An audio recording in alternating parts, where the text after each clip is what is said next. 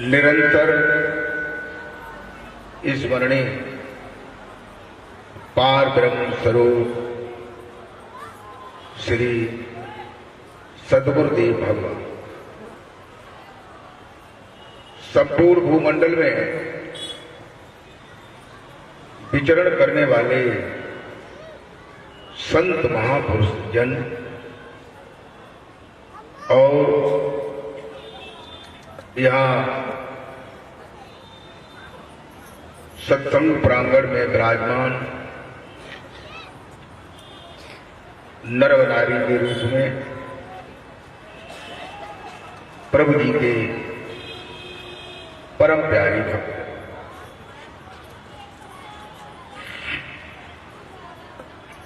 ये हमारा दयाल मठ का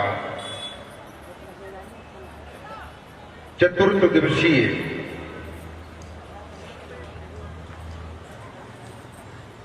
सत्संग समागम चल रहा है और आज सत्संग चलते चलते तीसरा दिवस हो गया है और ये सत्संग जो है कल और चलेगा। कल सत्संग का चौथा दिन है या कहिए अंतिम दिन है। प्रेमी भक्तों,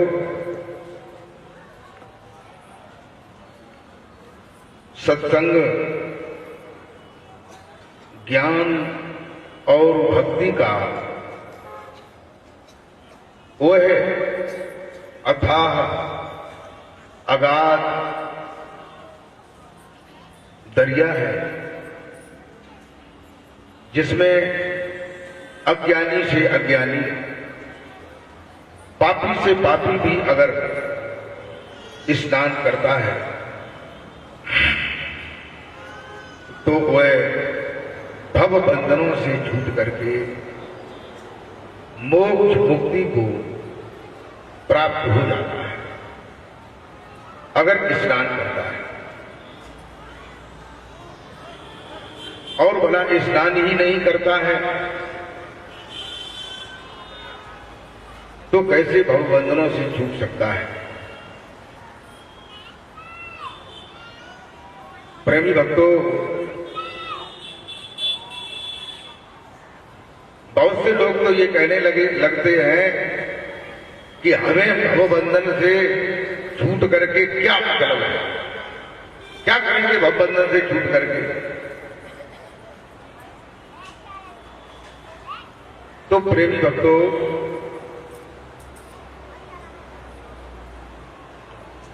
किसी को संत महात्मा लोग जो है अच्छी सीख बताते हैं, अच्छी बात बताते हैं, अच्छे मार्ग पर चलने के लिए बताते हैं,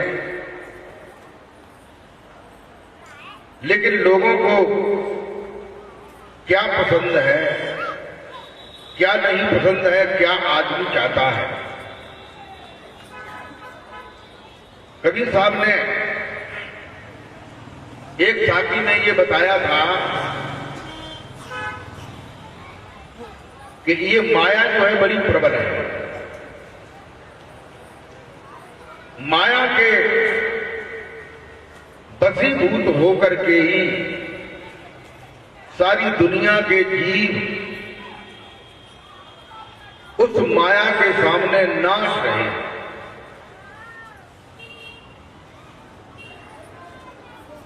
प्रेमी भक्तों, माया जो है सामने दिखाई देती है और जिस मोक्ष मुक्ति के लिए बात करते हैं, भव सागर से पार करने की बात करते हैं, वो दिखाई नहीं देता। परमात्मा की बात करते हैं, वो दिखाई नहीं देता। परमेश्वर की बात करते हैं तो दिखाई नहीं देता। कोई कोई तो महात्मा जो है हमने देखा है, किताबें उनकी देखी हैं, तो वो स्वयं ही परमेश्वर का अवतार अपने को बताने लगते हैं। कोई परमात्मा का अवतार बताने लगते हैं, और भगवान के तो अवतारों की कमी है ही नहीं।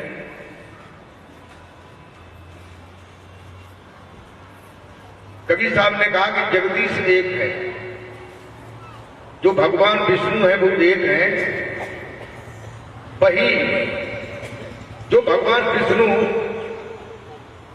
सतयुग में थे, तीन भाई थे, ब्रह्मा विष्णु महेश।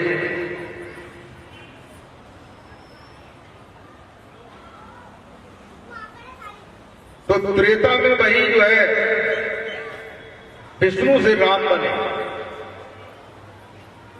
द्वापर में कृष्ण बन गए। एक ही एक तो वही विष्णु जो थे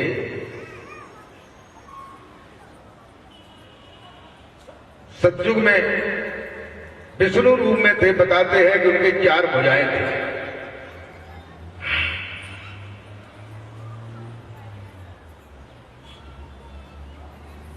और उनके शरीर का नाम सतयुग में विष्णु था।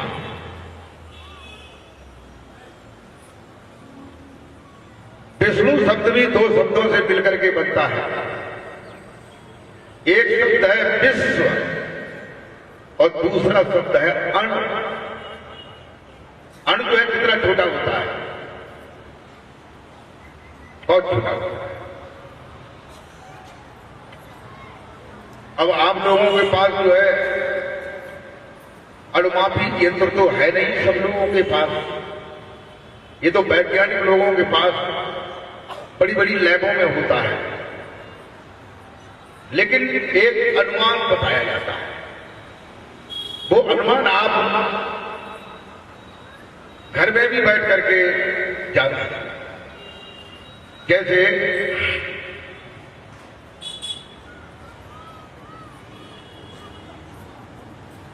कोई कमरा होता है और कमरे में कोई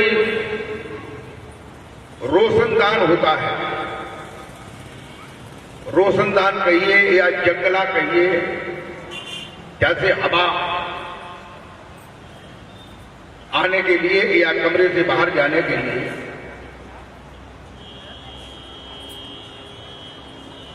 सूर्य ऊपर होता है,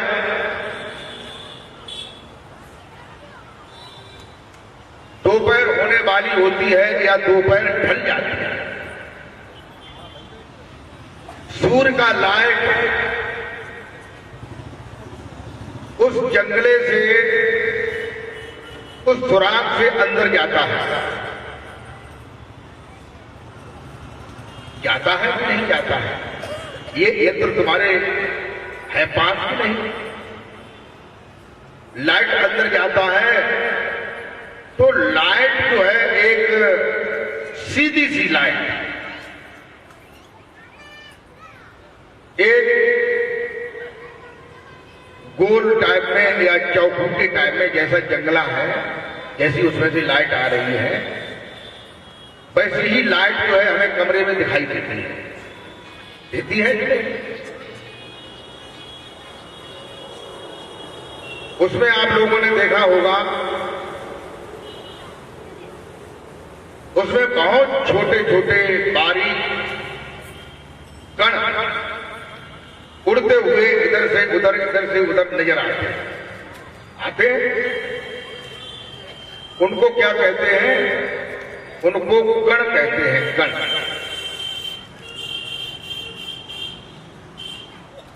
कितना बारीक कण है जो अपने आप से उड़ रहा है। क्या वो कण जो है उतनी ही लाइट में जो लाइट आ रही है उतनी ही लाइट में है कि पूरे कमरे में है? अच्छा, लाइट नहीं है। अच्छा, पूरे कमरे में है। अच्छा, लाइट की वजह से वो मालूम पड़ रहे हैं, और जहां लाइट नहीं है वहां मालूम नहीं पड़ रहे, लेकिन वहां भी है। क्या वो कमरे के बाहर है या नहीं है? कमरे के बाहर नहीं है। देखो, आप लोगों को एक छोटी सी बारीक बात बताना। वह जो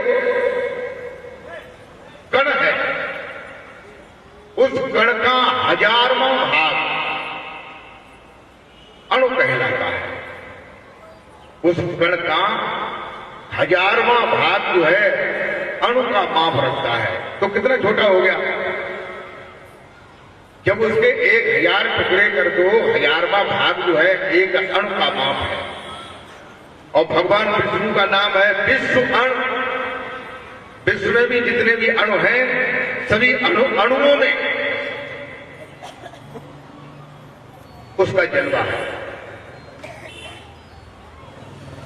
ये उनको अधिकार पद प्राप्त है। सभी संसार के लोग भगवान विष्णु की पूजा अर्चना करते हैं। वही जो है हर युग में अवतार धारण करते रहते हैं, बीच बीच में भी अवतार हो जाते हैं। प्रेमी भक्तों, अणु कितना छोटा हुआ, उसी अणु के उस एक अणु को, अब वो अणु कितना छोटा होगा तुम्हारी आंखों की माप से बाहर होगा। लेकिन फिर भी वैज्ञानिक लोगों ने ये बताया है कि अणु के 60,000 लगभग भाग कर दो उस अणु के, तब जो है एक परमाणु का माप होता है।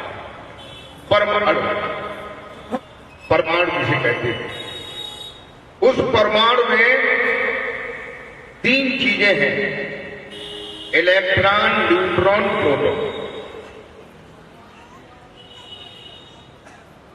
इलेक्ट्रॉन, न्यूट्रॉन, प्रोटॉन, उसी परमाणु से ही इलेक्ट्रिक का आविष्कार, बिजली का आविष्कार हुआ है।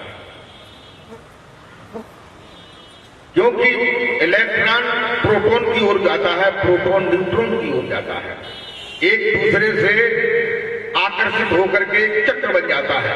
और चक्र के बीच में जो स्नायु है, जो केंद्र है,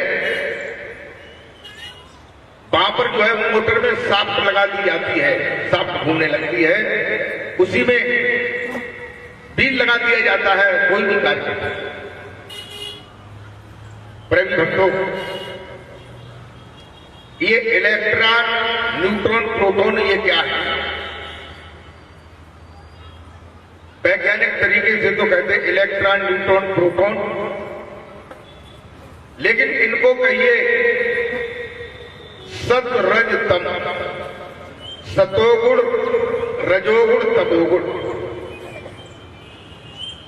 ये तुम्हारा जो शरीर है वो 5 तत्वों से और 3 गुणों से बना है। 5 तत्व और 3 गुणों से शरीर बना है।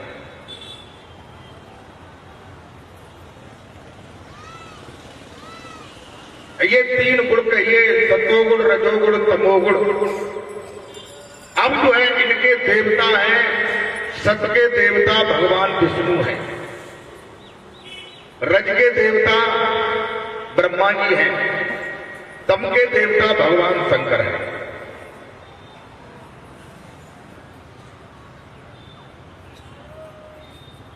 इस ब्रह्मा विष्णु महेश के बीच में जो तीनों गुण हैं, उन तीनों गुणों के जो मध्य भाग है, जिसे नाभ कहते हैं, नाभ या केंद्र कहते हैं, उसको क्या कहिए?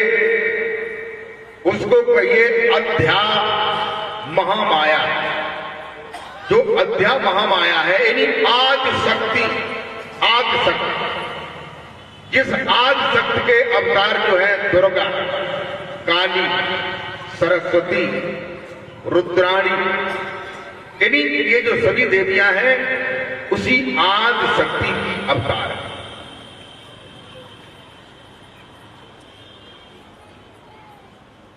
प्रेमी भक्तों, इनके भी ऊपर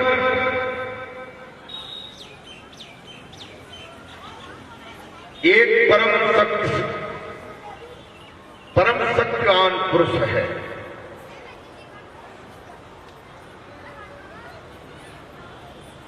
वो कौन है?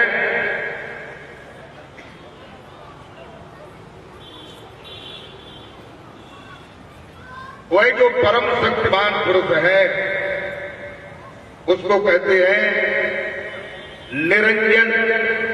क्या कहते हैं? निरंजन। ये बात जो है, जो हमारे 4 वेद हैं, ऋग्वेद, यजुर्वेद, सामवेद, अथर्ववेद, रामायण, गीता, बाइबल, पुराण, तीर्थंकर, त्रिपिटक,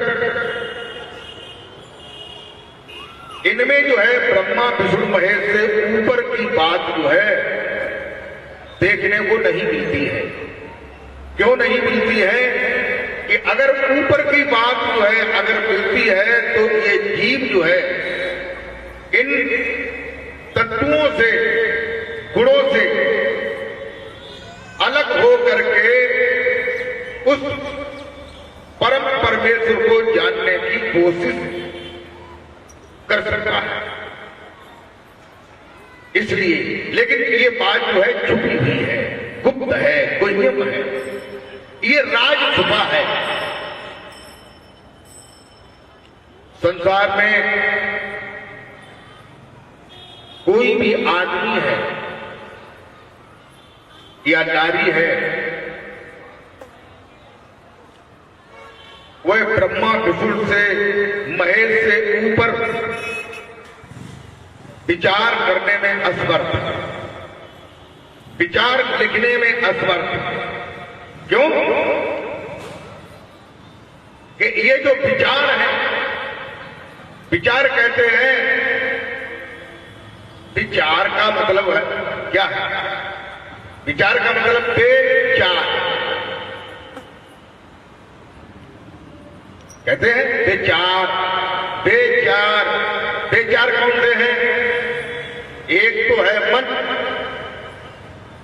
दूसरी है बुद्धि, तीसरा है चित्त, चौथा है अहम। ये 4 हैं, बेचार हैं। इन चारों से ही विचारों का चक्र शुरू होता है। तो पहला है मन। मन का काम क्या है? मन का काम है किसी बात के लिए, किसी कार्य के लिए संकल्प विकल्प करना। संकल्प विकल्प माने किसी बात को आगे लाना कि हमें ये करना है, या हमें वहां जाना है, या हमें ये लेना है। तो मन का काम है संकल्प विकल्प करना। उसके बाद नंबर आता है बुद्धि का। बुद्धि का काम है उस संकल्प विकल्प पर विचार करना, निर्णय लेना। बुद्धि का काम क्या है? निर्णय लेना। अरे ये कोई इतनी कठिन बात नहीं। आप लोग ये सोचे कि कहां की बात कर रहे हैं। हम तो तुम्हारे ही ग्रंथ की बात कर रहे हैं, जो तुम्हारा ग्रंथ तुम्हारे पास है। इसी ग्रंथ से ही सारे ग्रंथ निकले। जब तक ये ग्रंथ नहीं पढ़ोगे, निजी ग्रंथ नहीं पढ़ोगे, तब तक जितने भी ग्रंथ हैं वो व्यर्थ हैं। कबीर कहते हैं कि नाम लिया तन सब लिया, सकल वेद का भेद।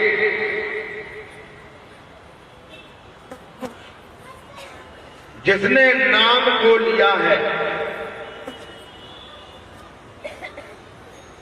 उसने सकल वेद माने 4 वेद होते हैं, चारों वेदों के भेद को जाना है।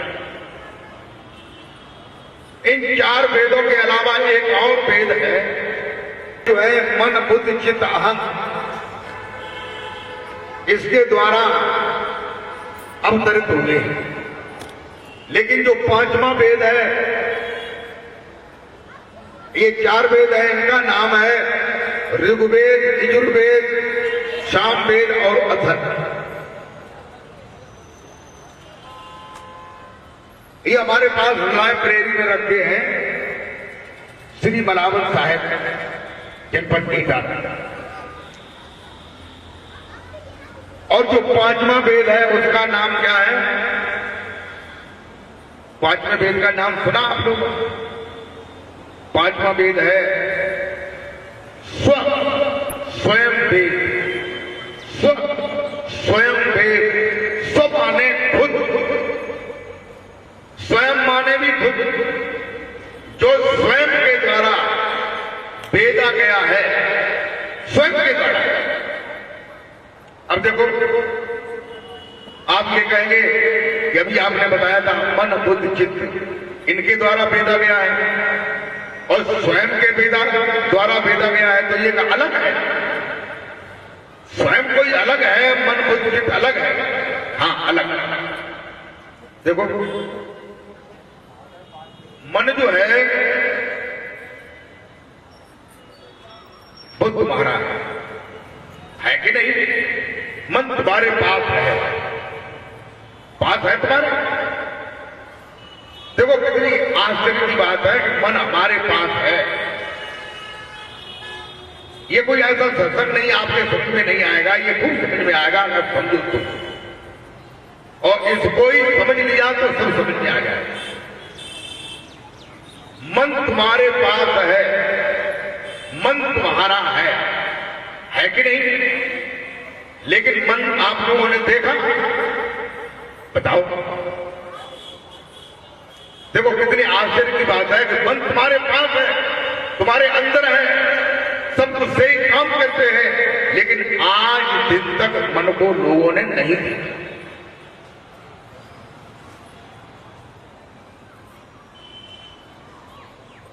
बुद्धि तुम्हारे पास है, बुद्धि तुम्हारी है, चित्त तुम्हारे पास है, चित्त तुम्हारा है।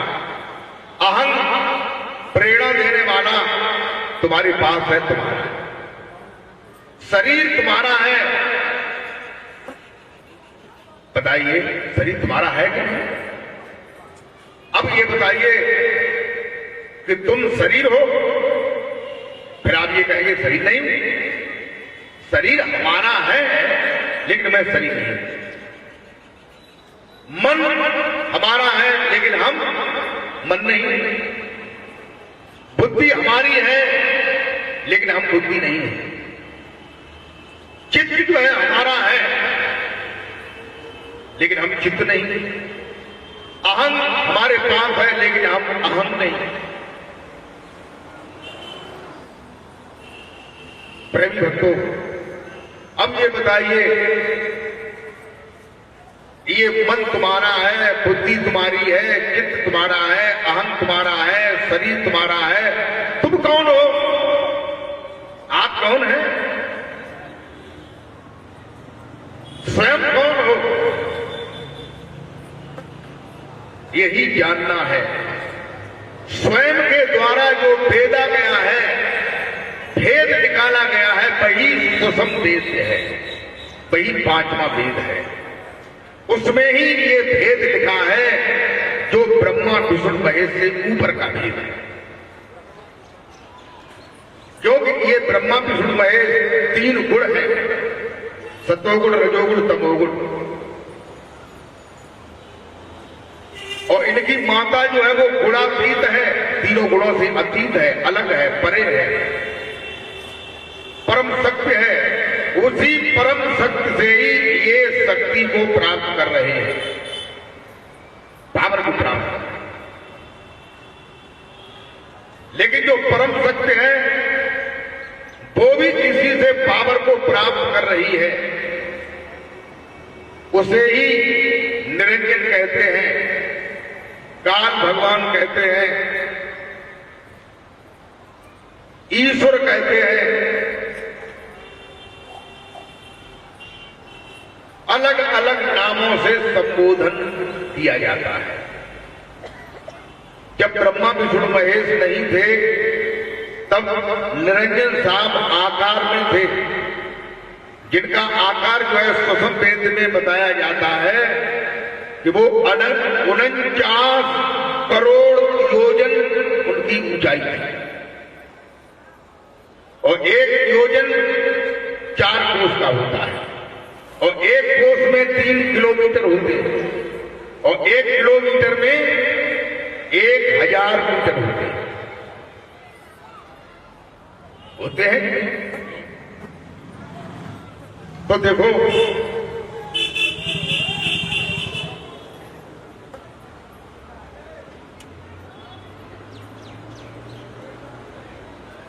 इस्लाम धर्म में जिन निरंजन को निरंजन का नाम क्या है? शैतानी खुदा, शैतानी खुदा नाम। प्रेमी भक्तों,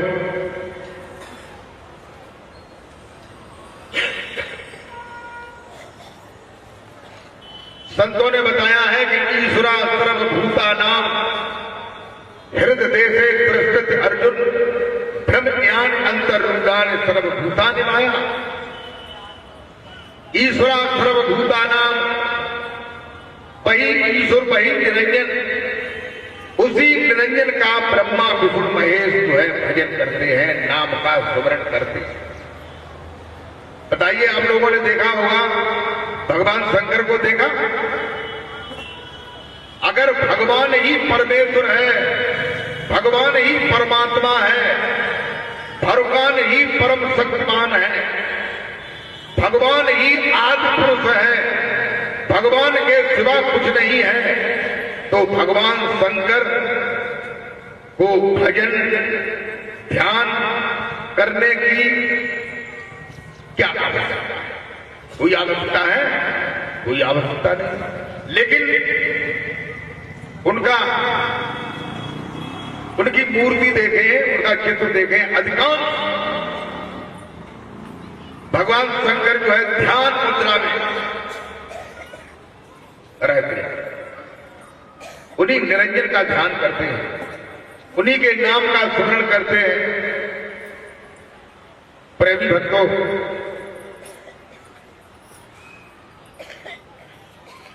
अब मैं एक छोटी सी और बात बताऊं। जो न्यूक्लियस है, जो इलेक्ट्रॉन न्यूट्रॉन प्रोटॉन का मध्य भाग है, जो परम शक्तिवान है,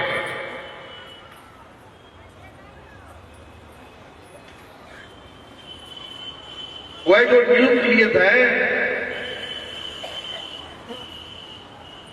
उसमें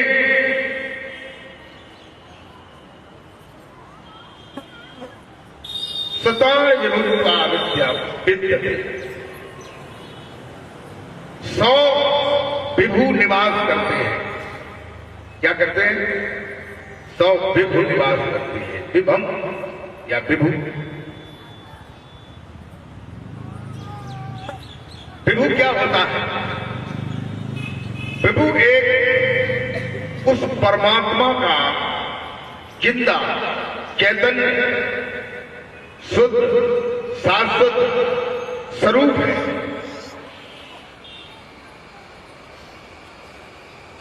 इन्हीं अणु परमाणुओं से, विभुओं से ही सारी सृष्टि की रचना हुई है।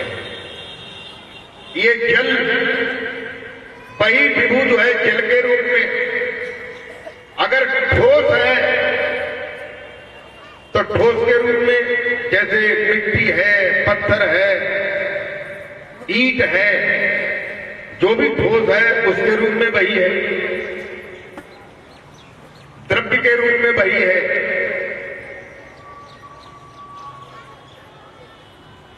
वही खाली में अणु परमाणुओं के रूप में चारों तरफ जो है प्रदर्शित हो रहा है। विभू जो है उसमें एक परमात्मा का स्वरूप है। विभू में 5 घटक हैं। क्या है? 5 घटक। घटक किसे कहते हैं? जैसे आप लोगों ने देखा होगा कोई टैबलेट होता है या कैप्सूल होता है या सिरप होता है, सिरप पीने वाला सिरप, उसमें घटक लिखे रहते हैं कि सिरप में घटक का मतलब क्या क्या चीजें हैं, टैबलेट में क्या क्या चीज है। टैबलेट में पैरासीटामोल एक घटक, कैफीन दूसरा घटक, निमोसिलाइड तीसरा घटक, या ये कहें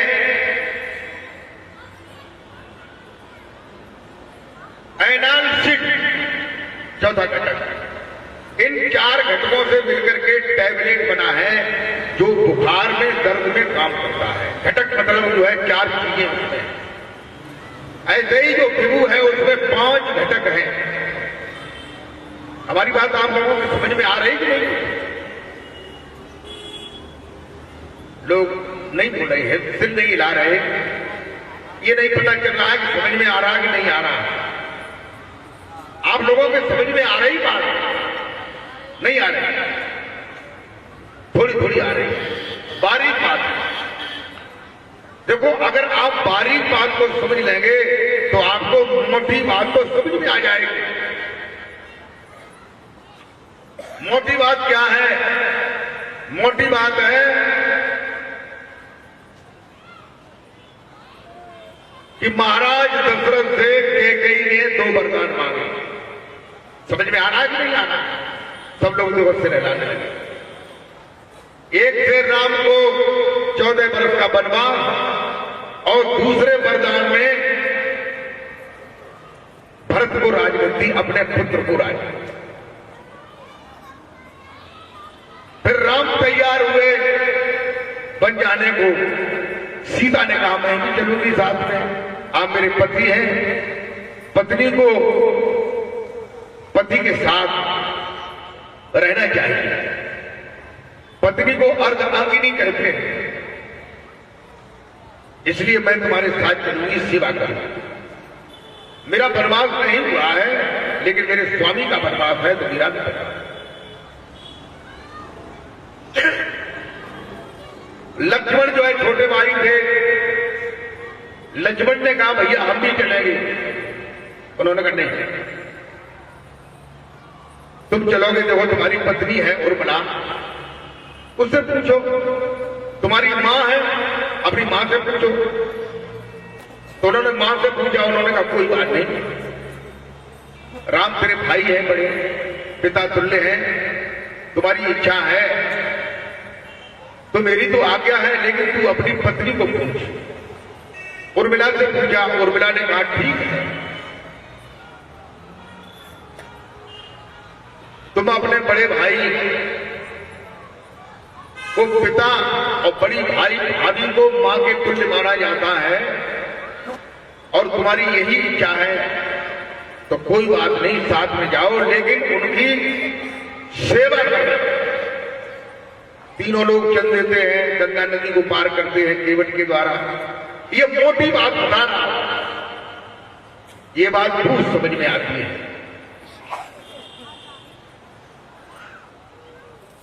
भगवान कृष्ण ने जब उनका जन्म हुआ, मथुरा में जेल में ताले टूट गए, पहरेदार सो गए, बसदेव उनको लेकर के बाहर निकल गए। जमुना के करीब पहुंचे तो जमुना बड़ी बाढ़ में बह रही थी, भादों का महीना था और भादों में तो बरसात का खास टाइम होता है। उन्हें आवाज मालूम पड़ी कि तुम जमुना में घुस जाओ, तुम्हारा कुछ नहीं बिगड़ेगा, तुम पार हो जाओ। बसदेव जमुना में घुस गए, बच्चे को सिर पे रखे हुए थे। जमुना और ऊपर को बढ़ी भगवान के चरण स्पर्श करने के लिए। बसदेव भयभीत हो गए, डरने लगे, मुंह में नाक में पानी भरने लगा। यमुना ने एकदम उछाल ली, चरणों का स्पर्श किया, नीचे हुए। बलदेव कृष्ण छोटे से बालक रूप में थे, उन्हें गोकुल में ले गए, नंद गांव में ले गए, नंद बाबा के यहां, और वहां पर रखाए और उनकी लड़की को ले आए। ये मोटी बात समझ में आती है कि नहीं? लेकिन ये जो बारीक बात है, बारीक बात अगर आपके समझ में आ जाएगी तो सारा ज्ञान समझ में आएगा। ये जो मोटी है, मोटी से ही बारीक होती है, बारीक से ही मोटी होती है।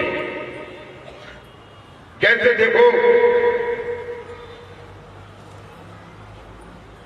अभी मैंने आप लोगों को ये बताया था कि कमरे के अंदर जो लाइट आ रहा है, लाइट में जो उड़ रहे हैं वे कण हैं।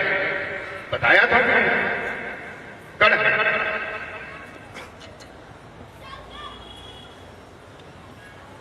तीन कणों को अगर मिला दिया जाए, अब मैं मोटी बात कर रहा हूं, पहले कण के 1000वें भाग को अणु बताया गया कि नहीं? अब 1000 भाग नहीं करेंगे। जैसे एक कण है, ऐसे ही 2 कणों को और मिला करके 3 कणों को मिला देंगे तो क्या हो जाएगा?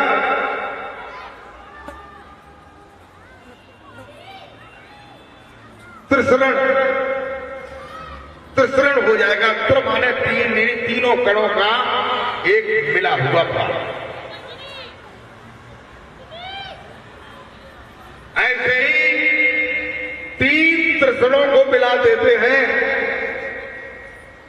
तो क्या हो जाता है? ऋण हो जाता है। ऋण, त्रिसरण और फिर ऋण। ऋण क्या कहते हैं? ऋण से कहते हैं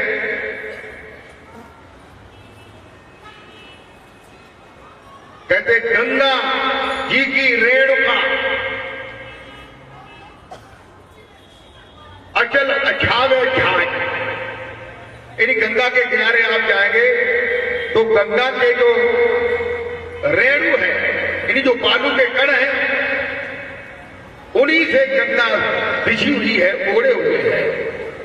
तलहटी में किनारे दाएं बाएं अगल बगल पानी में सब जगह रेणु है, रेणुका है ना, उसको रेणु कहते हैं।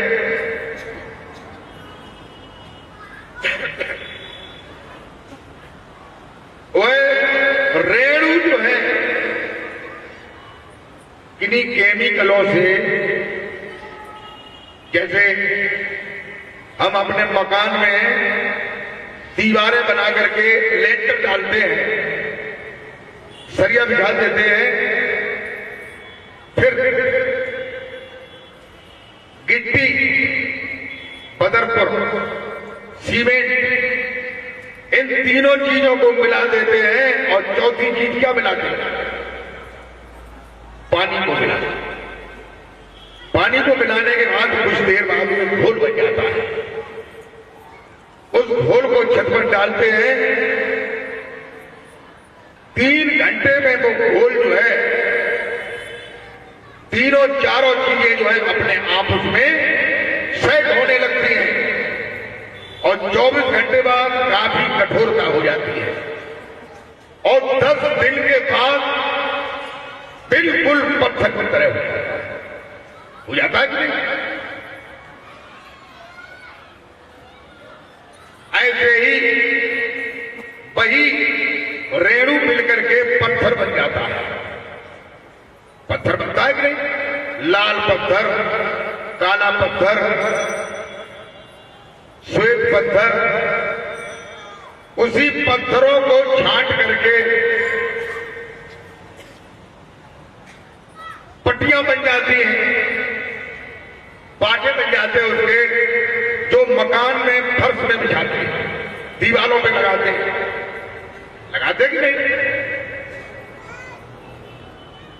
उसी पत्थर में से छांट करके मूर्ति बना देते हैं। मूर्ति बनाते कि नहीं? हनुमान जी की मूर्ति बनाई तो कैसी बना दी? ऐसी बना दी। काली की मूर्ति बनाई तो कैसी बनाई? ऐसे जीभ निकाले हुए। दुर्गा की बनाई तो 8 भुजाएं लगा दी। क्या पत्थर में भुजाएं लगी थी? क्या पत्थर में जीभ निकली थी? क्या पत्थर में हनुमान पहाड़ को लिए थे? लेकिन ये मूर्तियां जो है आदमी के दिमाग में है, चित्त में। उसी चित्त में से पत्थर को काट काट करके, छांट छांट करके मूर्ति बना दी, मंदिर में रख दी और हम पूजा कर दी।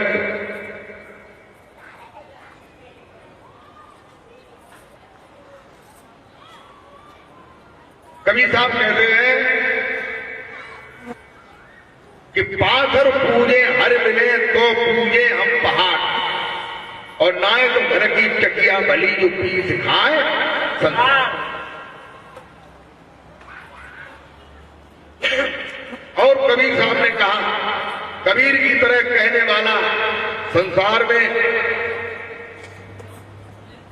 कोई महात्मा भले ही आया हो, उसका हमें पता नहीं।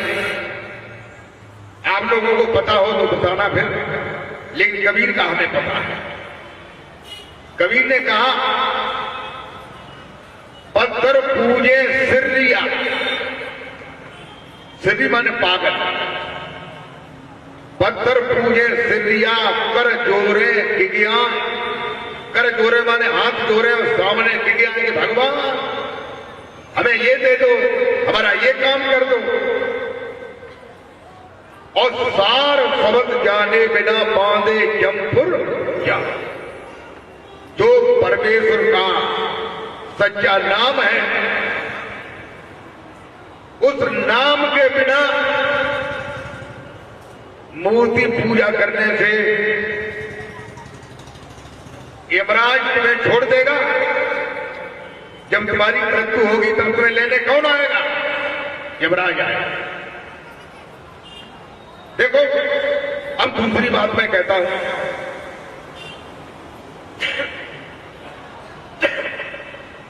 पत्थर को हम क्यों नहीं पूजे? पत्थर में भगवान राम की मूर्ति है, उसकी पूजा क्यों नहीं करें? जो भगवान थे, विष्णु की मूर्ति है, उसकी पूजा हम क्यों नहीं करें? वो भगवान विष्णु थे। जो भगवान थे, भगवान का ध्यान किया जाता है, भगवान के नाम का जप करते हैं, क्यों न करें? मूर्ति को देखने वाले, पूजा करने वाले को सिर्री क्यों बताया गया? लोगों को अभी मैं पीछे से बता रहा था कि जो विभू है, पीछे चलिए, बारीक में चलिए, जो विभू है उसमें परमेश्वर के 5 घटक हैं। अभी मैंने घटक नहीं बताए थे, 5 घटक हैं। कौन कौन से हैं? पहला घटक क्या है? शब्द। पहला घटक क्या है? शब्द। पहला घटक कौन सा है? शब्द है, शब्द। दूसरा घटक क्या है? प्रकाश। दूसरा क्या है? प्रकाश।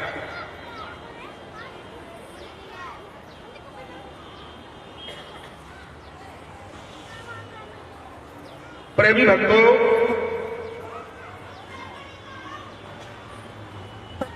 दूसरा घटक प्रकाश है।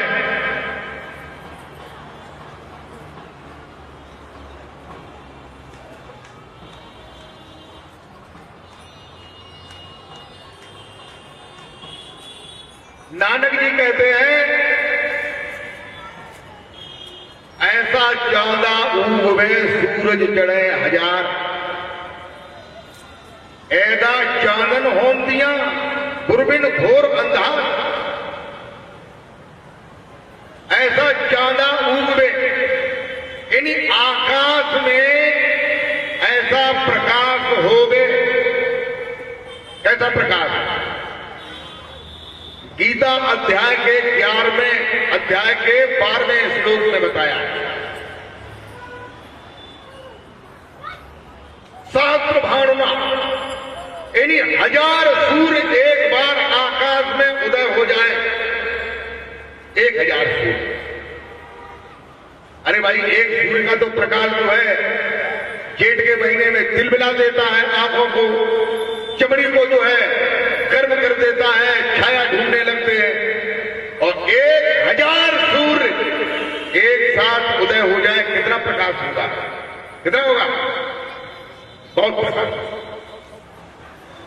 नानक जी कहते हैं, ऐसा चांदा उगवे सूरज चढ़े 1000 और ऐदा चांदन होंतियां, यानी उससे ऐसा प्रकाश होंतियां होगा।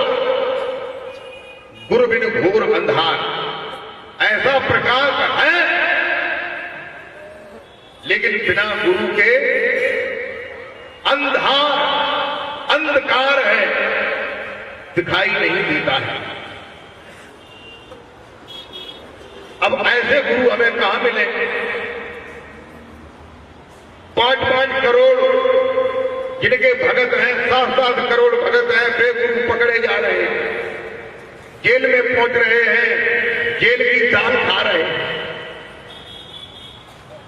जो मलाई, रसगुल्ला, मेवा खाते थे, ऐसे लेटते थे, लिफ्ट पे ऊपर चले जाते, नीचे आ जाते, अब वे जेल की दाल खा रहे हैं। ऐसे गुरुदेव कहां मिलेंगे जो ऐसे प्रकाश का दीदार कराएं, जो हजारों सूर्यों के बराबर प्रकाश है, हर जगह है, हर समय है, कैसे वो देखने को मिलेगा? बोल जयकारा बोल मेरे श्री गुरु महाराज की जय। इन लोगों ने तो ये दीदार करा दिया कि मेरे अंदर जो श्रद्धा थी वो गई, भाव था वो गया, विश्वास था वो भी गया। कबीर कहते हैं, जाके मन विश्वास है, सदा गुरु ते ही संग, कोटि काल जग ढोरे है। जो काल है, जो ब्रह्मा विष्णु महेश के पिता है, जो ईश्वर है, वो करोड़ों झकझोरा लगाए, करोड़ों झकझोरा लगाए, तब न हो चित्त भंग। फिर भी हमारा चित्त जो है गुरु महाराज जी से भंग नहीं होगा, अलग नहीं। कैसे गुरु से नहीं होगा? जो ऐसा गुरु है, जिसका ऐसा ज्ञान है। कबीर साहब ने बताया कि वह सुन सुने आवे हांसी और पानी में मीन प्यासी, आत्म ज्ञान बिना नर भटके कह मथुरा कह काशी। मृग नाभि में है कस्तूरी, बन बन फिरत उदासी, मैं सुन सुने आवे हांसी पानी में मीन प्यासी।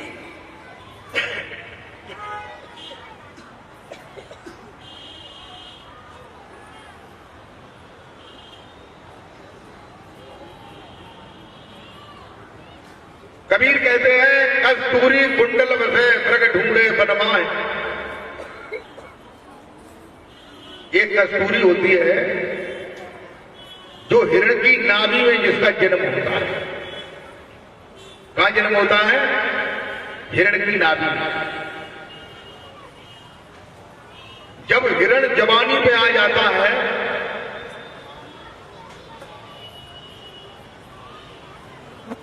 और वो नाभि में गांठ बन जाती है, 1 साल में पूरी गांठ हो जाती है। जब पूरी हो जाती है और उसमें खुशबू ही खुशबू भरी है, तो फिर क्या होता है? फिर उसमें बारीक बारीक जो है छिद्र हो जाते हैं। क्या हो जाते हैं? छिद्र, जिनसे खुशबू बाहर निकलने लगती है। हिरण खुशबू को सूंघता है, ये कहता है वाह, अरे वाह, ये खुशबू कहां से आ रही है? कितनी खीनी, कितनी सुंदर, कितनी मधुर, कितनी सरस। मन को मोहने वाली, नासिका के दरवाजों को पवित्र करने वाली ये खुशबू कहां है? उस खुशबू के लिए भागता है, भागम भाग भागम भाग भागम भाग। जब थक जाता है बैठ।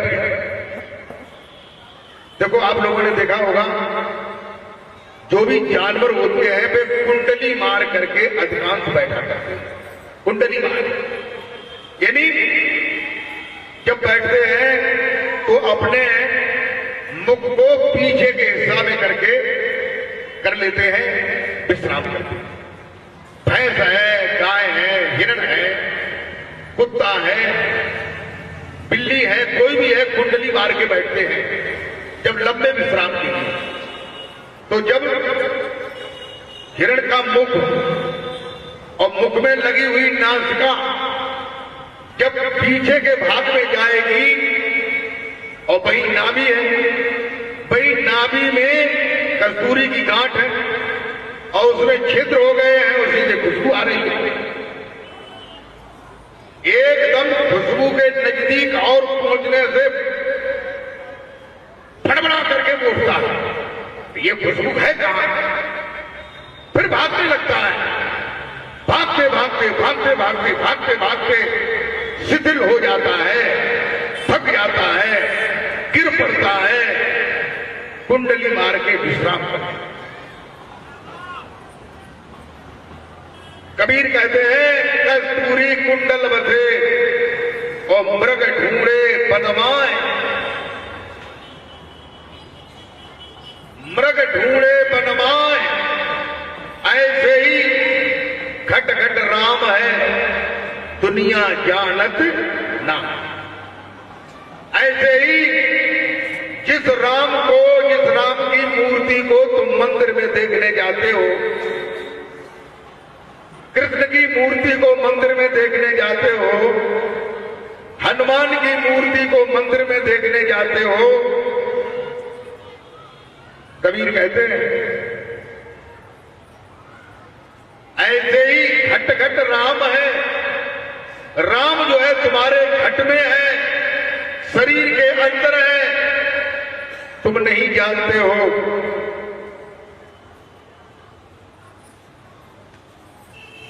इसे जानने के लिए हमें सद्गुरु की आवश्यकता पड़ती है। ऐसा सद्गुरु, कैसा सद्गुरु? ऐसा सद्गुरु जो राम से मिलाता है, जो भगवान से मिलाता है, जो भगवान का दीदार कराता है, भगवान का जिंदा दर्शन कराता है। जिंदा दर्शन, जिंदा दर्शन कैसा होता है कि जो मूर्ति, जैसे ये मूर्तियां बैठी हैं, ये मूर्तियां बैठी है कि नहीं? ये मूर्तियां कैसी हैं? कैसी मूर्तियां हैं? जिंदा मूर्तियां हैं। कैसी मूर्तियां हैं? जिंदा मूर्ति। और मंदिर में कैसी मूर्ति है? जड़ मूर्ति है, जड़। अगर उसकी आंखें खुली हैं तो बंद होगी किसी टाइम? नहीं। अगर मूर्ति बैठी है तो किसी टाइम खड़ी होगी? नहीं, क्योंकि वो मूर्ति जड़ है। और चैतन्य जो मूर्ति है वो तुम्हारे अंदर में, तुम्हारे हृदय में है। तभी तुलसीदास जी ने कहा घट में है सूझे नहीं, वह मूर्ति, वह प्रभु, वह भगवान, वह आदि शक्ति भवानी, वह दुर्गा तुम्हारे घट के अंदर विद्यमान है। अब ये बताइए कि राम है, कृष्ण है, ब्रह्मा विष्णु महेश है, दुर्गा है, काली है, हनुमान है, कितने हैं कोई पता नहीं, गिनती नहीं। 33 करोड़ देवता और है, और ब्रह्मांड इतना तुम्हारा हैं? ये सब इसमें भरे हैं क्या? यही तो चक्कर में लोग पड़ जाते हैं, जो निगुरे हैं, जिनको ज्ञान नहीं, वो ये सोचते कि शरीर में कैसे कहाँ मिल जाएंगे, कैसे देखने को मिल जाएंगे। लोगों, आपने देखा होगा, भगवान शंकर को देखा नहीं देखा, मूर्ति को देखा। भगवान शंकर के माथे पर, मस्तिष्क पर, दोनों भौं के बीच में न करके उन्होंने कुछ ऊपर को एक आंख छाप दी है। आंख छपी है, आंख नहीं छपी है। वह क्यों छाप दी है? वहां आंख का क्या काम है? इसलिए छाप दी है कि भगवान शंकर को उस आंख का ज्ञान उनकी माता अद्या महामाया ने कराया था। अपने तीनों पुत्रों को कराया, ब्रह्मा को भी, विष्णु को भी, शंकर को।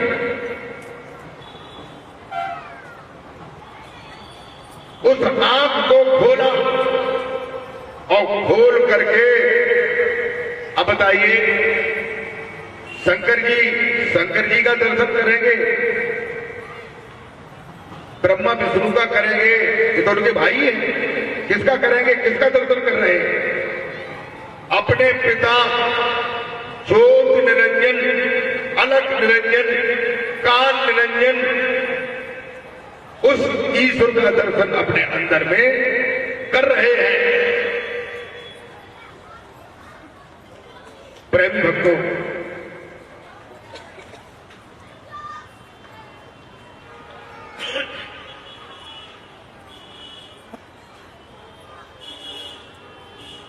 कहते हैं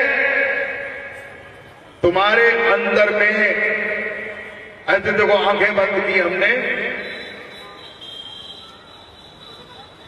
तो अंधेरा ही मालूम पड़ रहा है, उजाले में बैठे थोड़ा सा फकफका मालूम पड़ता है, और बिल्कुल अंधेरे कमरे में बैठे तो अंधेरा मालूम पड़ता है। क्यों मालूम पड़ता है? कि ये बाहर की आंखें बंद हैं, और इन बाहर की आंखों का जो देवता है वो सूरज है, प्रकाश है।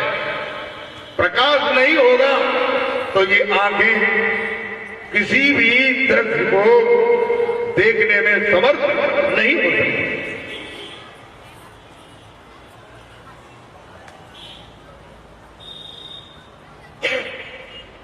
प्रेम भक्तों,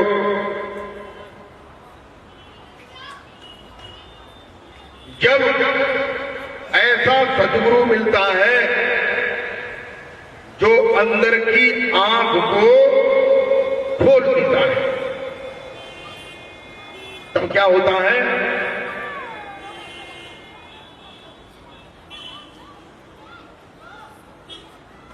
गोस्वामी तुलसीदास जी कहते हैं कि राकापति षोडश दुगे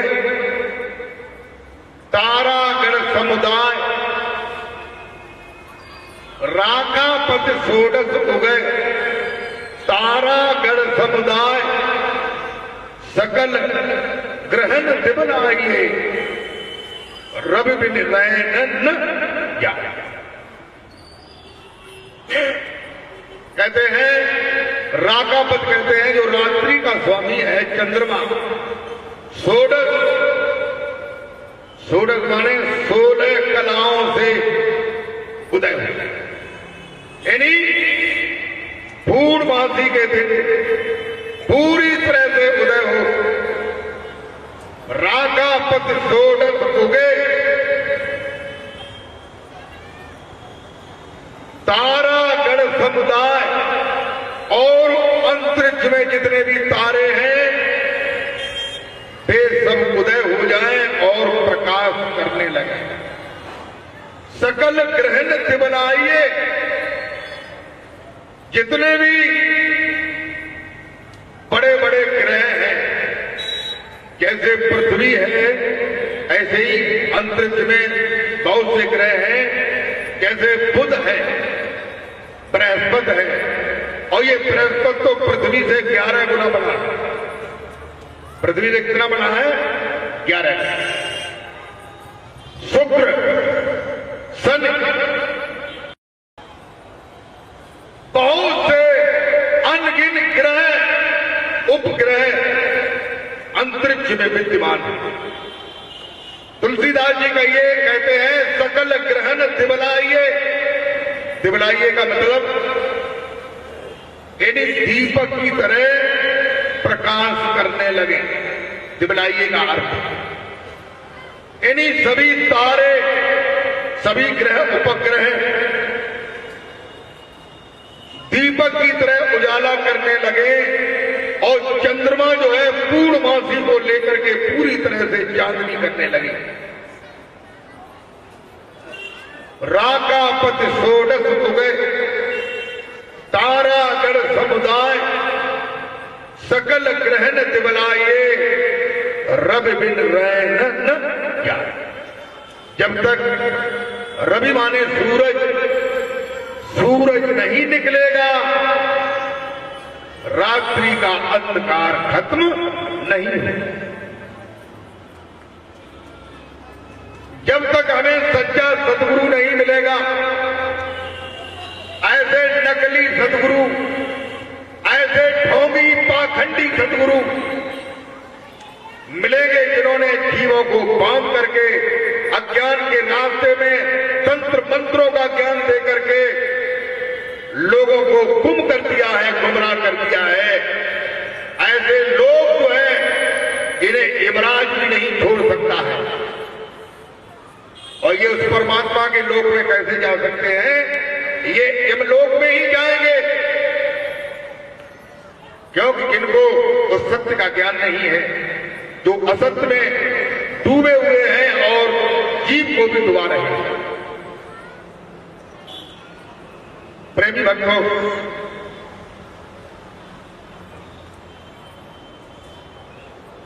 कबीर साहब कहते हैं गुर गोविंद दोनों खड़े काके लागो पाए, बलिहारी गुर आपने जो गोविंद दियो मिला। गुर गोविंद दोनों खड़े। कबीर कहते हैं कि हमारे सामने हमारे गुरुदेव भगवान आ जाएं, गुरुदेव भगवान आ जाएं और फिर गोविंद आ जाए, भगवान कृष्ण आ जाए मुरली को लेकर के, माथे पे मोर का मुकुट बांध करके और नीलांबर पहन करके, पीतांबर पहन करके राम आ जाए और दोनों ही मूर्तियां एक स्थल पर उनको खड़ा कर दिया जाए और दोनों ही जिंदा हो। कैसी हो? जिंदा। गुर गोविंद दोनों खड़े काके लागो पाए। इनके चरणों में साधक को नतमस्तक होना चाहिए। कबीर कहते हैं बलिहारी उन गुरन की जो गोविंद दियो मिलाए। उन गुरुदेव भगवान की बलिहारी है जिन्होंने गोविंद से मिलाया, गोविंद का दर्शन कराया। गोविंद तो पहले भी थे, गोविंद आज भी है, गोविंद बाद में भी रहेंगे। कभी वो गोविंद बन के आते, कभी राम बन के आते, कभी विष्णु बन के आते, लेकिन उनसे मिलाया किसने है? गुरुदेव ने मिलाया, गुरु महाराज जी ने मिलाया। इसलिए सबसे पहले गुरुदेव के चरणों में अपने मस्तक को लगा करके प्रणाम करें। गुरु को कीजिए दंडवत कोटि कोटि प्रणाम, कीजन जाने रंग को गुरु कर ली आप क्षमा।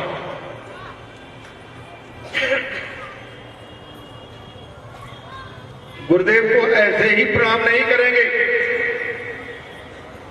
गुरु को कीजिए दंडवत। दंडवत कैसे कहते हैं?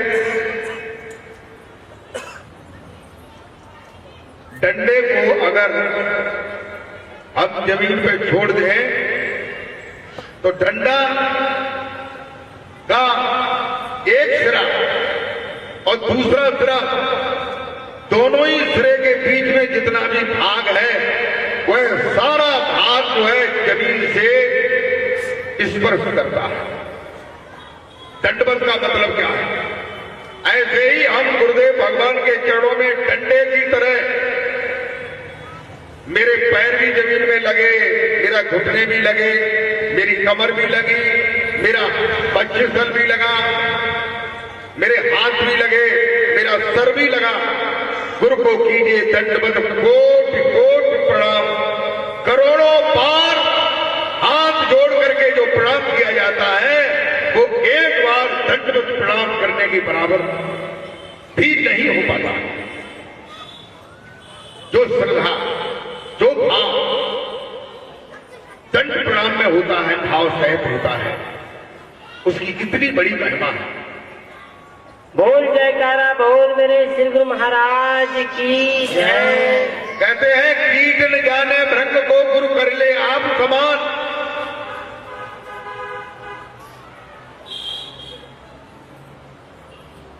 एक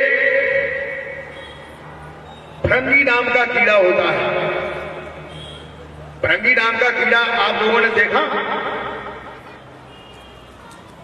देखा किसी ने भृंगी कीड़े को? शहर में तो खैर मिलना मुश्किल पड़ जाएगा, गांव में तो मिलेगा। गांव में भादों और सावन के महीने में मिलता है।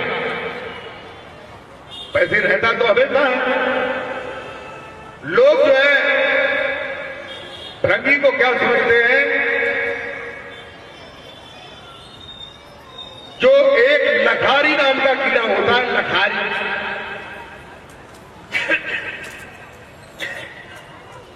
जो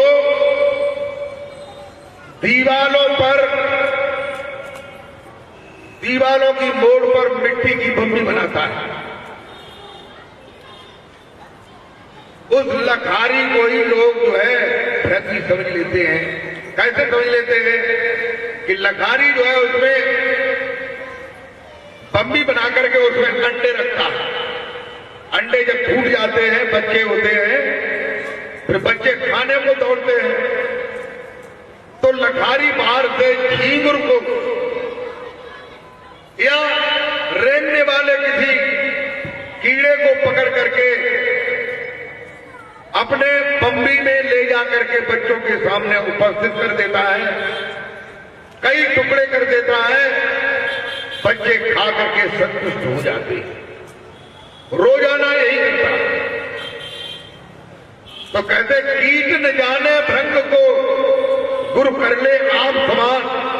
आदमी ये समझता है कि ये लखारी जो है दूसरे कीड़े को ले जा करके अपने कोटरे में बंद करके यही भृंगी है, लेकिन ये भृंगी नहीं है।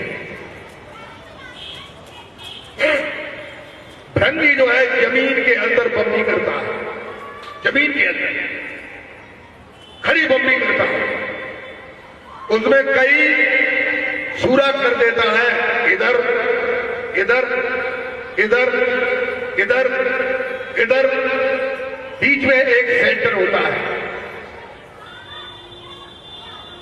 उस सेंटर में से किसी कीड़े को पकड़ करके, जब कीड़े को पकड़ता है भृंगी, उसके खोपड़े में ठोकर देता है और भृंगी हमेशा अपनी आवाज करता रहता है, भी भी भी भी भी भी भी भी भी भी भी भी भी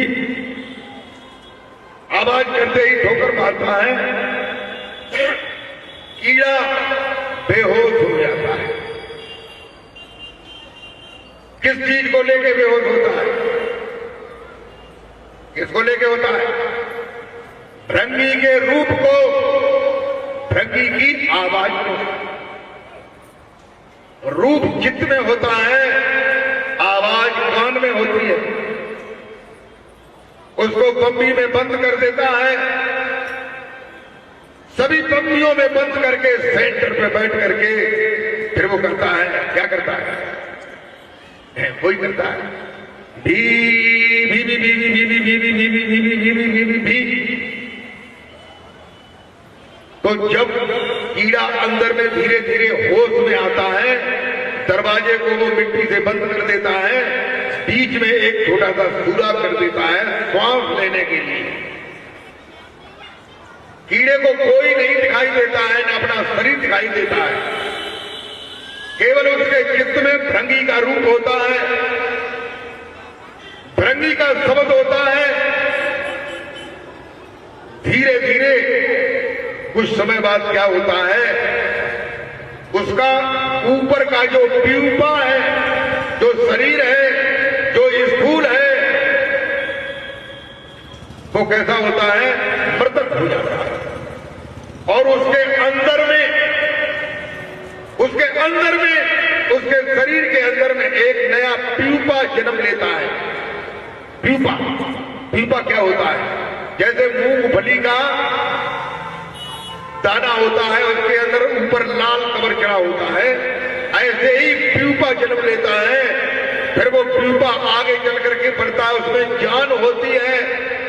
वह प्यूपा भी शब्द को, रूप को उस समय भी अपने अंदर में आकर्षित किए हुए हैं। प्यूपा में अंदर फिर सिर, पैर, पंख निकलते हैं और जब विकसित होते हैं प्यूपा फट जाता है। भृंगी जैसा भृंगी होता है वैसा ही कीड़ा उसके अंदर उत्पन्न हो जाता है। बोल जयकारा बोल मेरे श्री गुरु महाराज की जय। कहते हैं गुरु को कीजिए दंडवत कोट कोट प्रणाम, और कीटन जाने भृंग को गुरु कर ले आप समान। कीड़ा नहीं जानता है ये भृंगी है। ऐसे ही जो पूरे सद्गुरु होते हैं वे जीव को, मनुष्य को अपना शब्द दे करके, अपना रूप दे करके, तभी तो कहते हैं ध्यान मूलम गुरु मूर्ति, पूजा मूलम गुरु वाक्य, मंत्र मूलम गुरु वाक्यम, मोक्ष मूलम गुरु। कैसे गुरु की मूर्ति का ध्यान करना चाहिए?